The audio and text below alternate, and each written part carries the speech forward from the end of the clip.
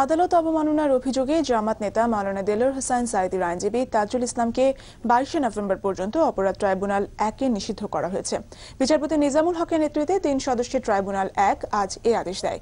এদিকে অবিলম্বে সাক্ষী সুখরঞ্জন বালিকে ফেরত দেওয়ার দাবি জানিয়েছেন আসামি পক্ষের আইনজীবীরা। আরো জানাচ্ছেন আমিরুল মোমিনিন মানিক। সোমবার অপরাধ ট্রাইব্যুনালের প্রধান ফটকে মাওলানা দেলোয়ার হোসেন সাঈদীর সাফাই সাক্ষী সুখরঞ্জন বালিকে আটকের অভিযোগ আনেন আসামি পক্ষের আইনজীবীরা।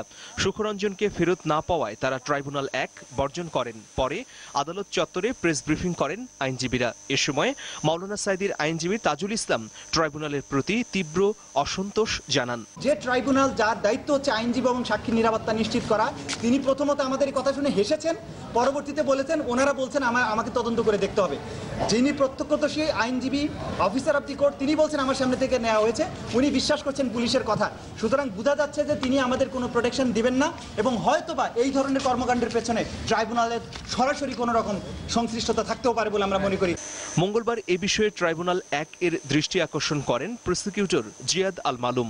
আদালত তাজুল ইসলামকে আগামী 22 নভেম্বর পর্যন্ত ট্রাইব্যুনাল 1 এর বিচারিক কার্যক্রম থেকে বিরত থাকার নির্দেশ দেয়। তাজুল ইসলাম সহ মাওলানা সাঈদীর আইনজীবী মিজানুল ইসলাম ও ব্যারিস্টার তানভীর আল আমিনকে কারণ দর্শানোর নোটিশও দেয় আদালত।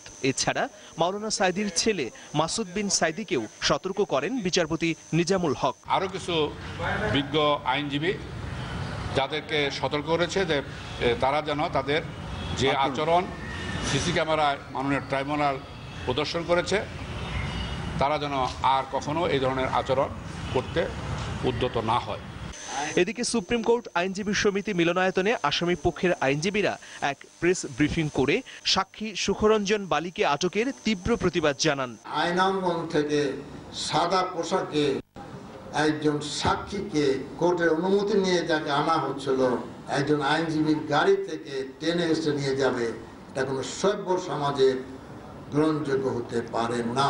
সাক্ষীর দিন না ধার্য থাকলো একজন ব্যক্তি ট্রাইব্যুনালে গেলে তাকে জোর করে তুলে নিয়ে যেতে হবে, এইরকম কোনো বিধান তা আমি জানি না। বাংলাদেশে একজন সাক্ষীকে তার আইনজীবীর পাশে থেকে টেনে হেঁচড়ে নিয়ে যাওয়া হয়েছে, এটা দুনিয়ার ইতিহাসে প্রথম।